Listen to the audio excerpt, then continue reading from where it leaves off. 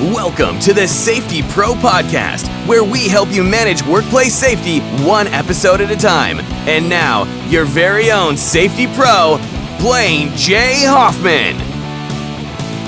Welcome to another episode of the Safety Pro Podcast. I'm going to talk about the Voluntary Protection Program today. This is something that I'm excited about. I have been working with VPP and helping companies prepare for VPP on-site assessments and submitting an application, getting their STAR flag, and even recertification. Oh man, over a decade now. So that's exciting. I've learned a lot from different companies.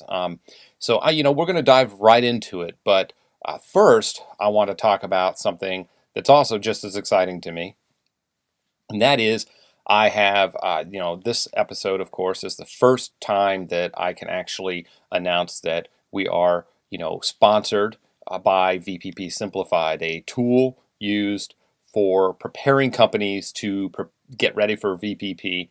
And I will break down the tool in detail for you, but, it's exciting. I have a link in the show notes, but it doesn't matter. My whole thing is this is information you can use. I'm not giving you a little tease and telling you to go buy something. If you don't get the VPP Simplified tool, doesn't bother me one bit. I'm still going to break down the 4 elements of the VPP, how to get ready for your application, to submit your application to OSHA if you want to partner with them in the VPP.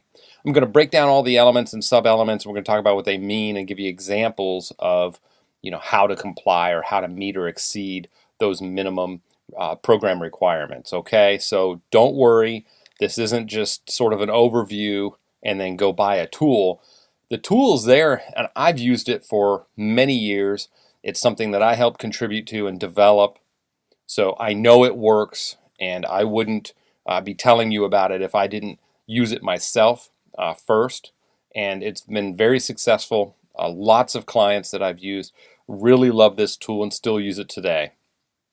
As a matter of fact, I've got several past clients that they weren't pursuing VPP. They still use this tool because it breaks down the 4 major elements of an effective safety and health management system, and they were using it to just improve their program. They didn't even want to pursue VPP, at least not at the time I was working with them. So this tool can work for non-VPP employers as well. So don't be afraid that this tool is very, very specific to the Voluntary Protection Program.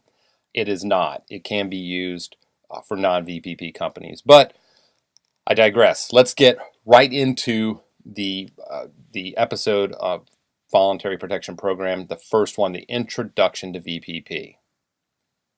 So a lot of folks ask, what is VPP exactly? We know it's the Voluntary Protection Program. It was established by OSHA in the early 80s, and they actually got it from private industry and made it into one of their programs. Essentially, OSHA struggles with a lot of issues. They're a government agency. They're limited in what they can do in scope, as well as with finances. So they have funding through the Department of Labor. So their main charge is to enforce the provisions of the Occupational Safety and Health Act of 1970. So, they enforce the standard. The problem is that you've got so many workplaces and only so many compliance officers.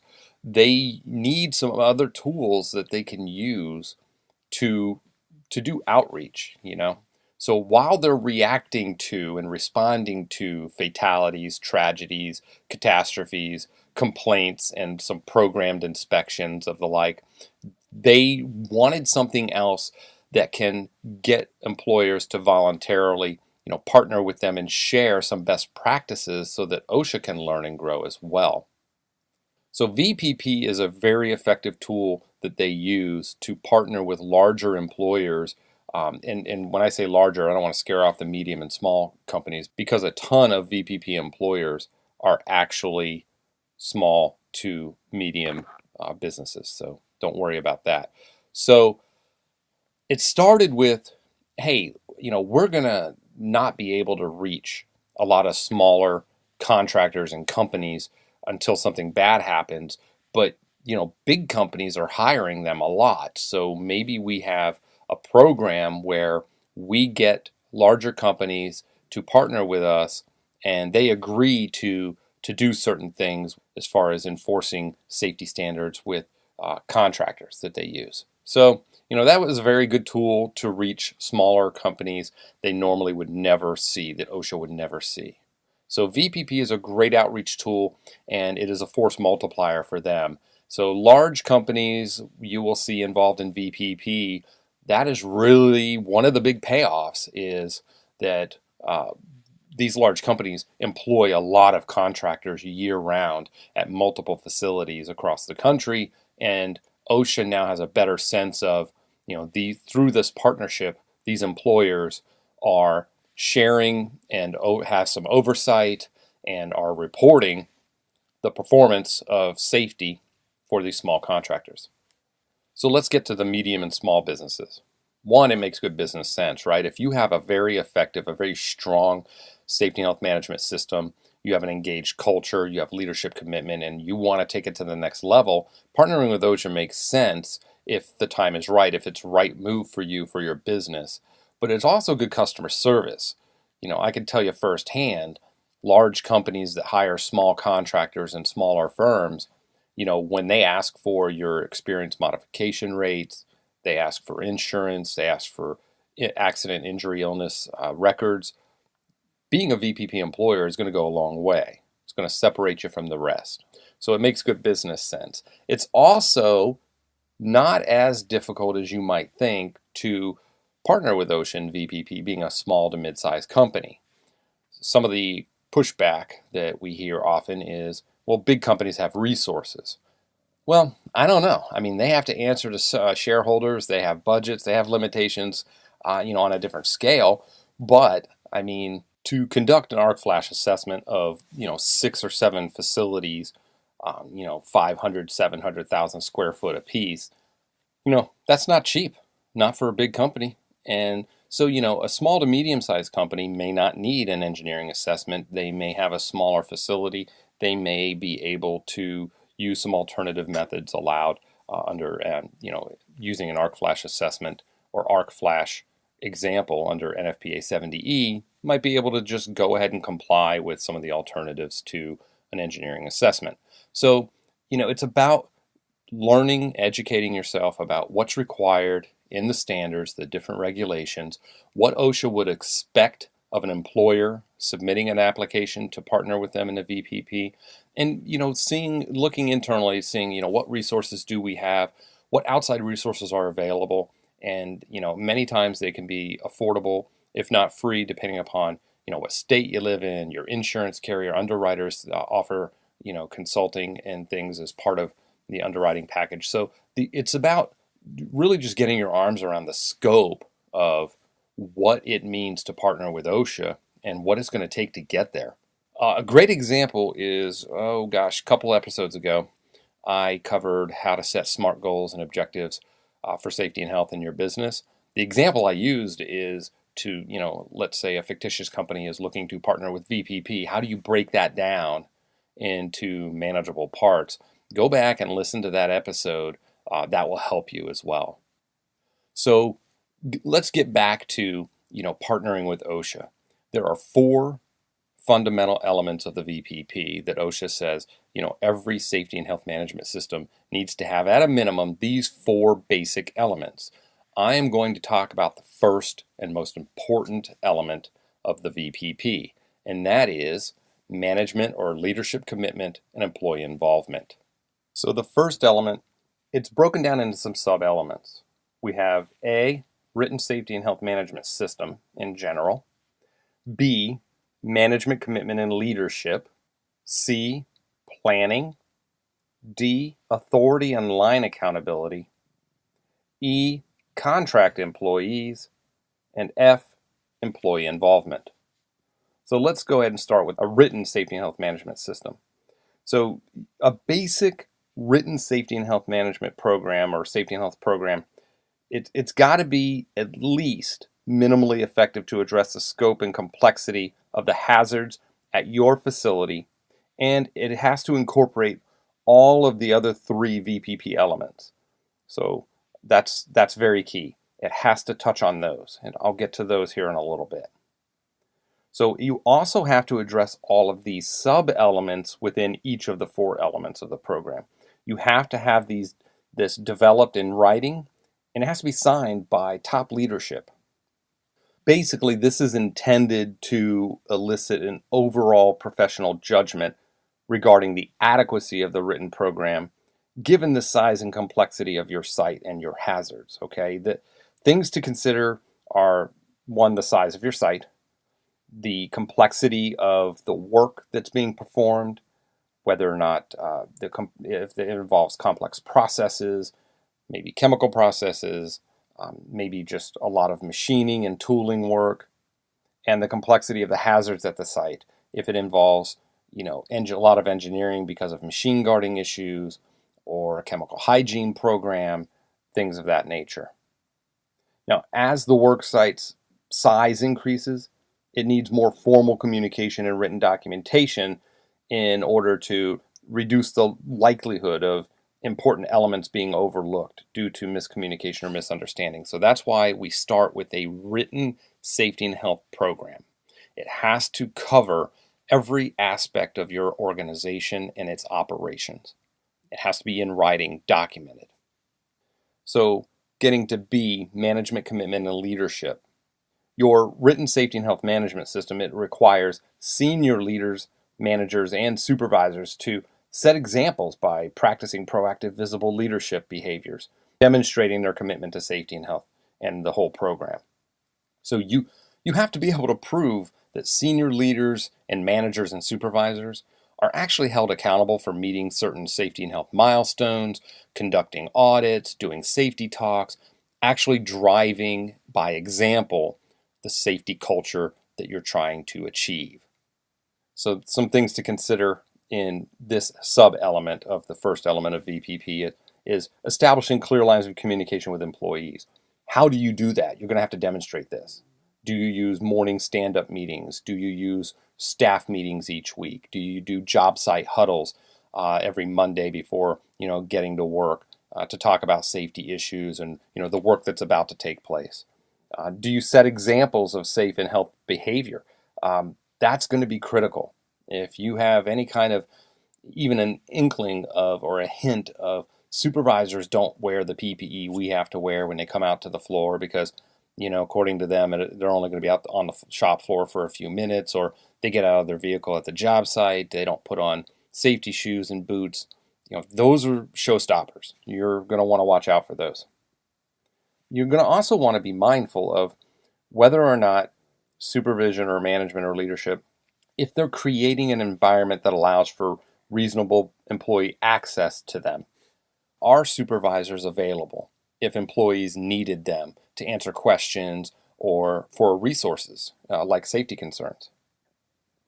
Also, ensuring that all employees at the site, this includes contract workers, by the way, are provided equally high quality safety and health protection. OSHA is going to come out and do an on-site where they're going to look at written programs, they're going to do some interviews, and they're going to walk around and look at the site. And they're going to try to determine this. Here's another one. Clearly defining responsibility in writing with no unassigned areas. Each employee at any level, must be able to describe his or her responsibility for safety and health. That's the bottom line. You're going to need to pull your HR department or your HR person, or you're going to have somebody, some way of developing roles and responsibilities in measurable, actionable terms that cover safety and health as well. Okay. So affording adequate resources to those who have the responsibility and authority is going to be key as well. This includes resources like time, training, personnel, equipment, a budget maybe, and access to information and experts, internal or external, like certified safety professionals, industrial hygienists, or other licensed healthcare professionals, or other experts that may be needed based on the risks at the site.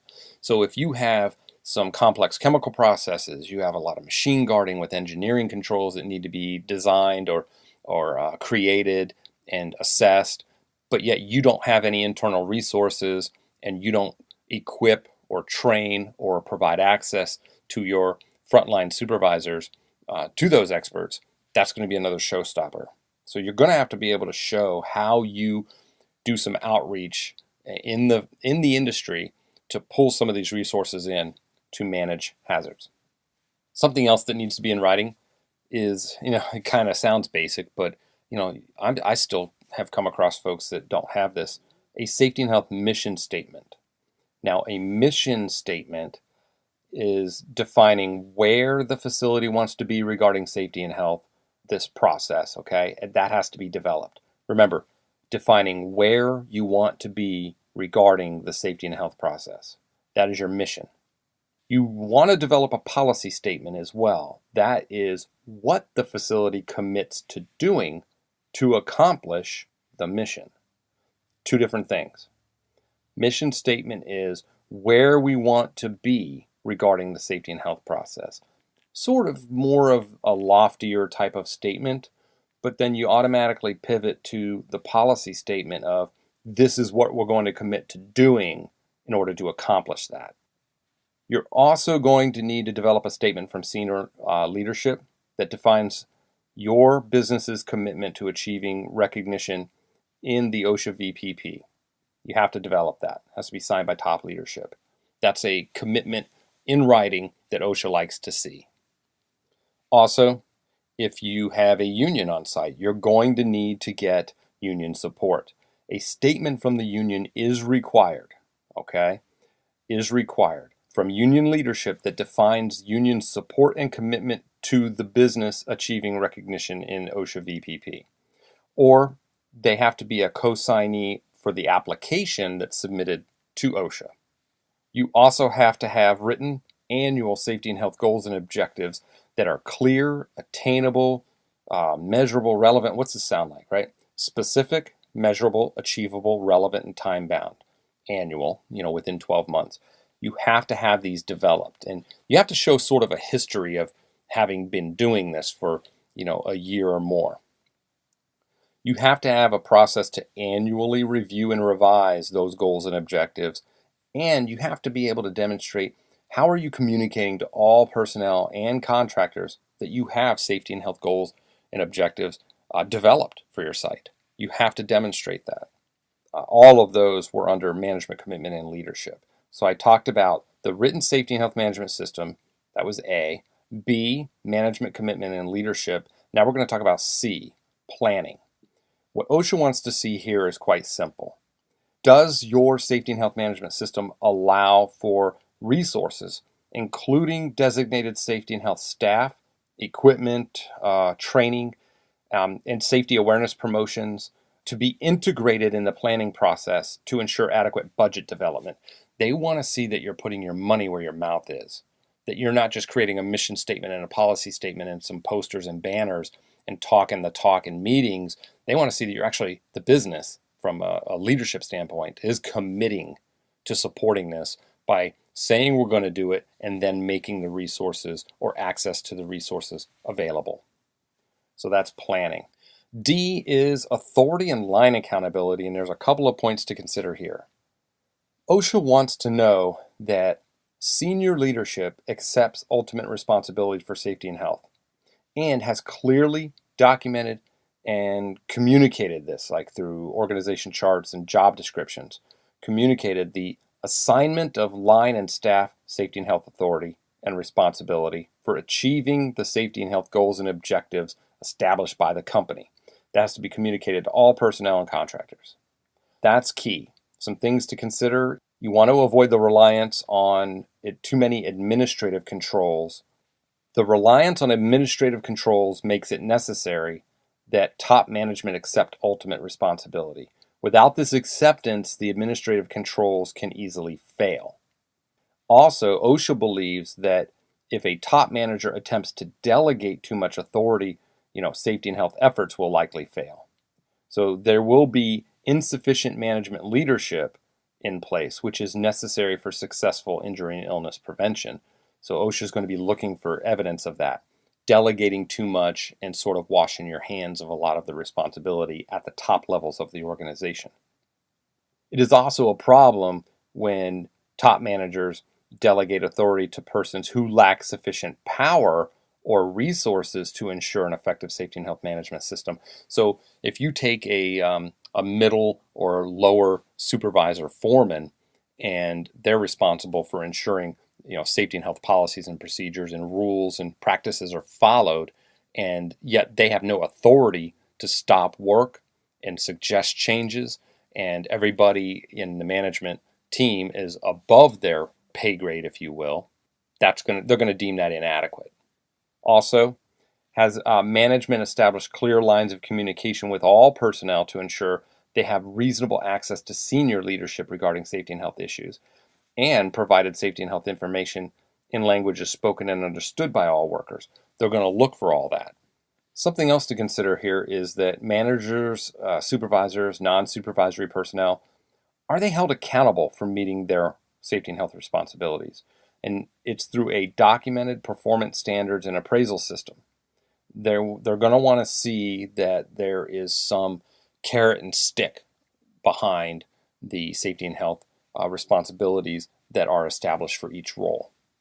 To that end, they're also going to want to know what the disciplinary process is like. So again, you're going to need to pull in some HR and some supervisors to talk about how informed are they of the site's disciplinary action program, policies and procedures, including consequences for safety and health infractions. This includes infractions by management and personnel. So what about allocating adequate resources like time, training, access to experts, things like that? Consistent with the previous definition of minimally effective regarding your safety and health management system, here too, the key issue is whether the lack of resources results in employees being exposed to serious uncontrolled hazards. That's what you want to look at. Okay, that's how you're going to know if we're providing reasonable access to this information. So let's move on to sub-element E for contract employees.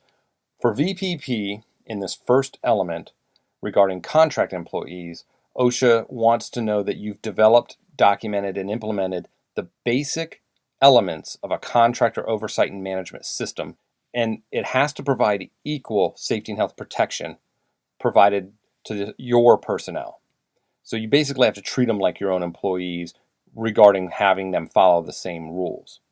Okay, and it has to, at the minimum, meet the requirements of OSHA standards, provide information on emergency procedures, such as evacuation, weather restrictions, and the like. And it also has to require periodic review of that program.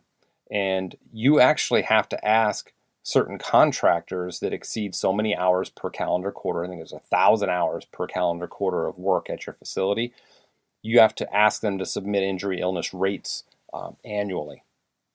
So the Contractor Oversight and Management Program includes provisions for roles, responsibilities, authority, and accountability within your company, who's going to manage the contractor safety program, also the coordination and enforcement of contractors' compliance. So how are you going to deal with contract workers not following safety rules in your facility? Who owns that process? You have to be able to explain that. Also, do you provide designated contractor oversight and management personnel? Those you have said, hey, you're going to be responsible for overseeing contractors and you're going to be responsible for managing the contractor policy and program. Do they have the training and authority to be effective in monitoring the quality of safety and health protection for those contract employees? What kind of training, certifications do they have? Also, they're going to want to look for whether or not you are developing sound working relationships with these contractors, especially when contractors' injury illness rates are above the average for their industry. OSHA wants to encourage open communication with them, especially if you have to use them because there aren't that many contractors that do that work around your area. You still have to use them. They want to see that you take some, extra precautions once they arrive on your site to work with them in an outreach, a relationship building type of position with helping them develop their safety and health program.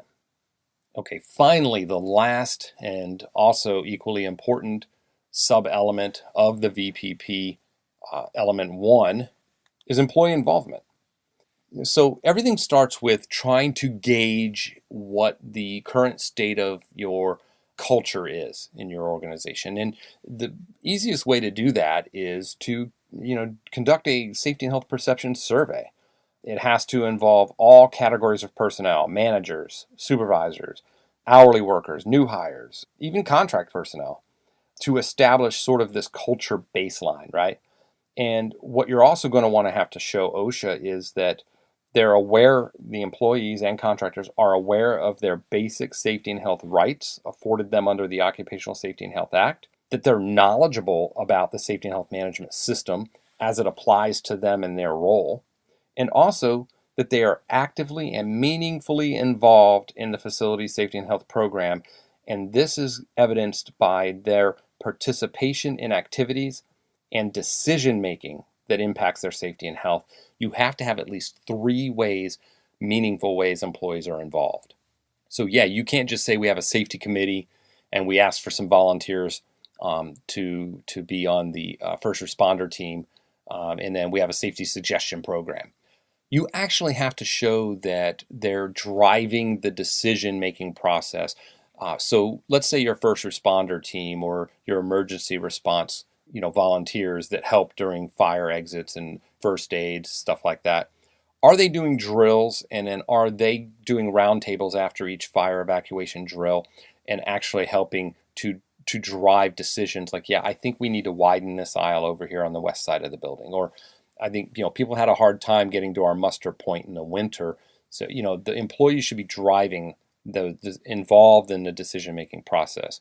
That's an example of meaningful involvement. Same thing with the safety committee. Are the employees themselves actively picking the best suggestion of the quarter for the reward and recognition program? Are they actually participating in the incident, near miss, or accident investigations where they're suggesting fixes that management then can throw resources at to support? So that partnership, that working together, top to bottom, bottom to top, they want that continuity in place. They're going to look for that in the employee involvement portion of this first element. So that's really key. Make sure you nail that down, okay? One of my earlier episodes, I talked about what is meaningful employee involvement. You might want to go back and listen to that one as well. So I just broke down the first element of VPP, the leadership commitment and employee involvement. There are 4 total elements. This first one is the most critical. It doesn't matter if you're doing, worksite analysis, that you've locked down hazard prevention and controls, and you're doing employee safety and health training. Those are the other 3 elements. If you're lacking meaningful employee involvement and you have little to no upper management commitment, that it doesn't matter. It's not going to work. You need all 4 elements, and it starts with this first one. As I mentioned at the beginning, the VPP simplified tool, the VPP Gap Tool, if you will, it's an interactive spreadsheet with all this information that you drop down.